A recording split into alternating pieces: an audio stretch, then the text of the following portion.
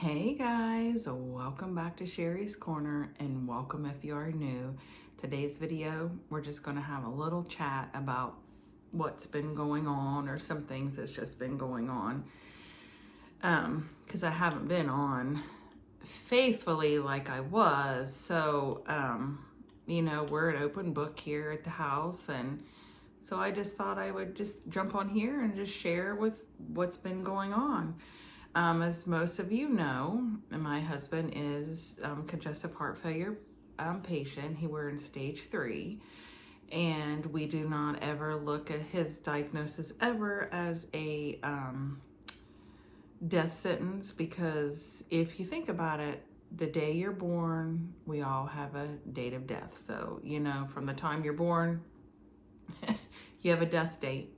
Only God knows that. So we just kind of live life to the fullest, happy, and just we take one day at a time and we just live it. Well, the winters are very hard. And this past winter, it was a kind of a rough one. You know that I had surgery in July, and thank goodness he was healthy enough that he could take care of me, because I was off work from July until January. And I was recuperating at that time, and he was never hospitalized the whole time. He started getting a little, building up with a little bit of fluid in December, but we were able to get him taken care of and maybe spend one night in the hospital and then come back home. So, but he was doing fine. I went back to work in January, and I was teasing him, and I was like, you just didn't want me going back to work because you're just throwing a hissy fit, because I was home for 7 months with him. And he ended up in the hospital. We had to take him out by ambulance. His blood pressure bottomed out. And we have all the machines and stuff here that we just got like a little hospital thing set up. He gets weighed in every day. We test his sugar and stuff, and all of that stuff goes directly to, it's called telehealth, so it goes directly to his doctor. So I took his blood pressure when I got home from work, and it just was very, very low, and he was sweating. And we have the Apple Watch, and his Apple Watch started beeping that he was in AFib. And when you're a congestive heart failure patient and you're in AFib, it makes that heart overwork itself, because it's trying to catch up with that extra beat. And it can't, so it tires out. And sometimes your blood pressure is either going to bottom out or your heart rate's going to sky high. Well, in his case, his blood pressure bottoms out. He's diaphoretic, he's sweating, and I just called 911, because I don't waste time when his blood pressure is I think it was 80/40.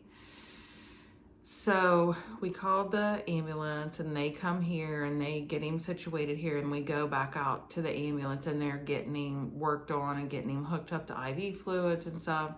Go to the hospital. We spent a week in the hospital, and they're like, yeah, he just had a bout of the AFib. They got it under control. That was on a Wednesday, Thursday, Friday, Saturday, Sunday, Monday, Tuesday, Wednesday. So he got out that following Wednesday. After I got off work, I drove by and picked him up.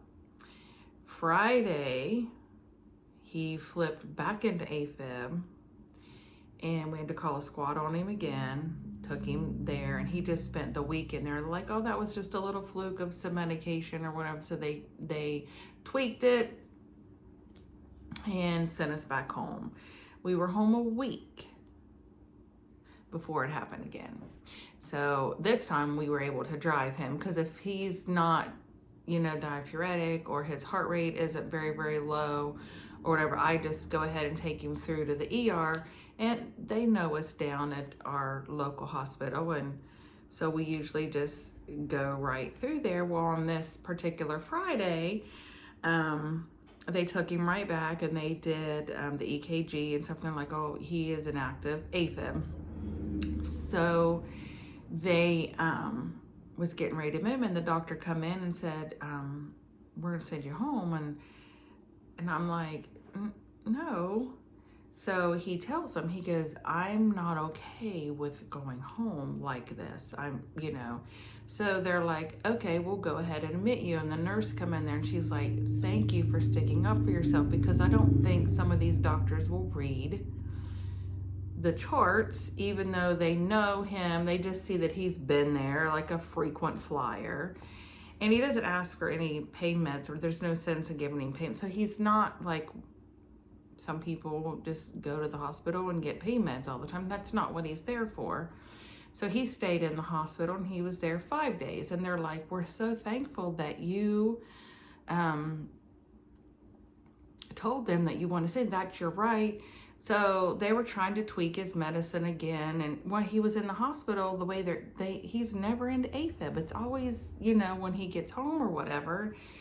And so they take care of him for 7 days. They went ahead and did a stress test this time, and they were scheduling for a heart cath. They did a echocardiogram, and they did another ejection fraction to see how his heart has changed. So all of that come back, and they're like, well, his heart is down into the 20% because he was in active AFib for so long. But if he does the exercises that they give him in cardiac rehab, he'll be able to build it back up. They really need the heart to rest so we can get this ablation done.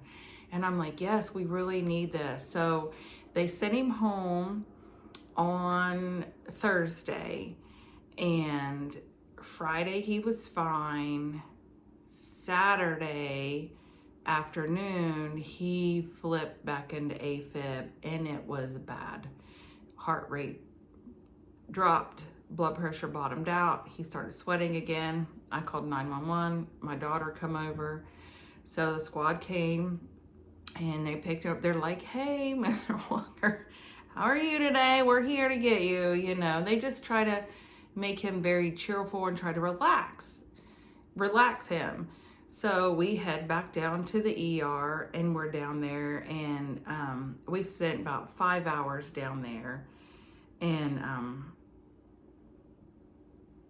we're waiting, and the doctor comes in there, and they did all the troponin levels, which is the levels for the heart. And so the doctor comes in and he said, well, Mr. Walker, guess what? We looked at everything, and your troponin levels are fine, so you're going to go home. And I'm like, no. And my daughter was right there. And I'm like, his breathing was labored, and the nurse that was standing there, like, her mouth dropped open. And I'm like, you cannot send him home like this. I'm like, look at him. He's got shortness of breath. He cannot get his breath. He goes, he is just in AFib. And I said, did you not look at his chart? He's not only an AFib, but he is a heart failure patient. Read your chart. You can't send him home like this. And he's like, well, he's going home. And I looked at my husband and I said, you have the right to say you don't feel safe about going home. And he said, I don't feel safe about going home. I want to stay. And that doctor says, we're not keeping you. And I said, okay, send him home like this. I'm like, look at him. What if he dies? Do you know what that doctor said to me? He said, and I quote, well, that's unfortunate.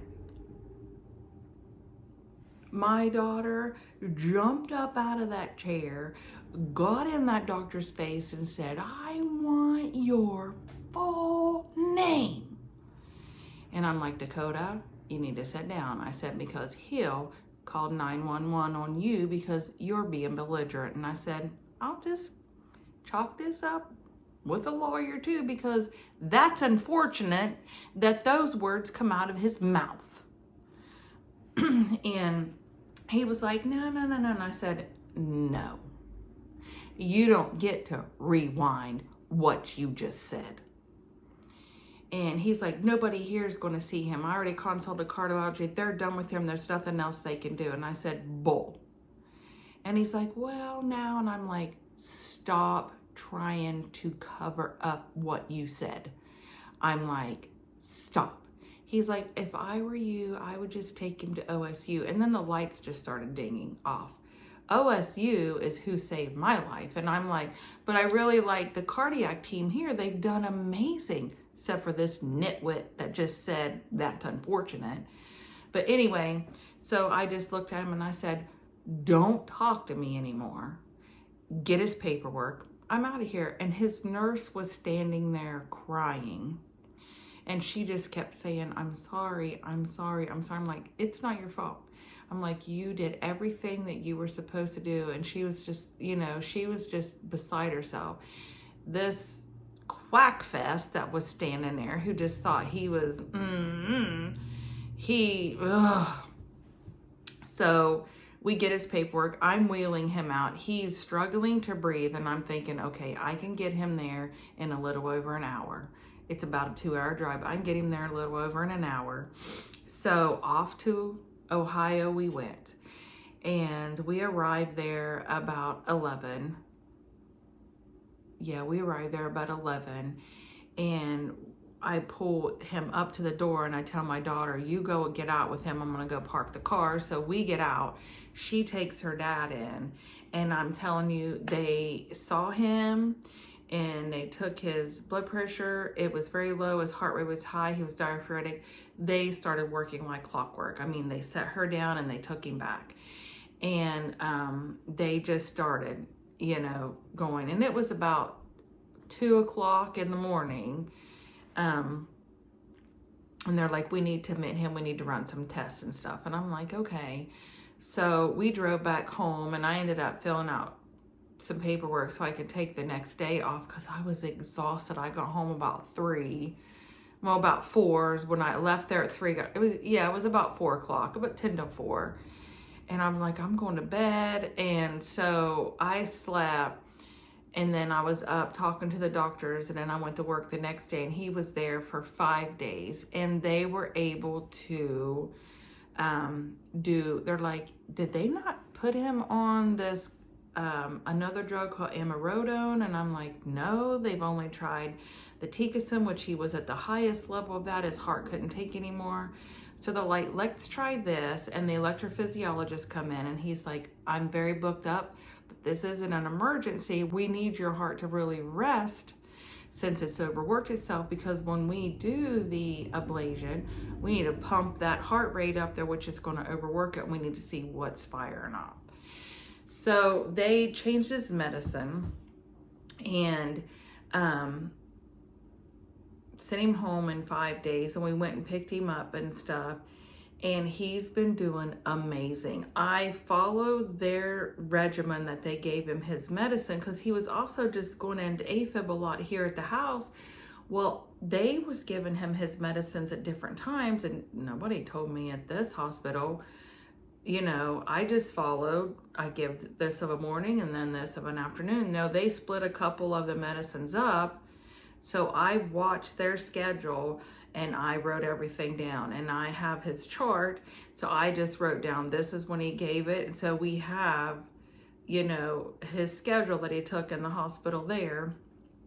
And I don't want to brag, but he's been doing, and that's all I'm going to say.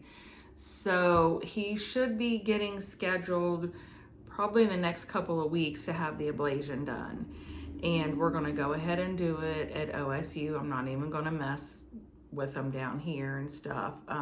I did file a grievance with the hospital and that doctor, because who tells people when you fear that your husband can die if you bring him home? Who says that's unfortunate? You don't even need to be working in the field that you are if you don't have a little bit of compassion. So, but knock on wood, he's been out of the hospital for 3 weeks, and it's been nice not having to run back and forth to the hospital. So we've kind of gotten back into our routine and stuff. So yeah, it was been exhausting there for a while, and we've had colds and stuff after he'd come in, because flu was rampant. Even though he's been home for, well, this is the 3rd week. This will be the 3rd week that he has been hospitalized. he got a cold right when he got out, and then I got his cold, and so that's where I have not been uploading videos. Plus I was so tired of working, running to the hospital, work, you know. But we're all on the up and up. He's doing wonderful. And so this will be my video for the week. I do have some cooking videos that I'm editing that I had already did some stuff. I'm going to get those edited and try to get stuff ahead of time. But I just wanted to jump on here to say thank you for your messages and stuff. You guys are amazing.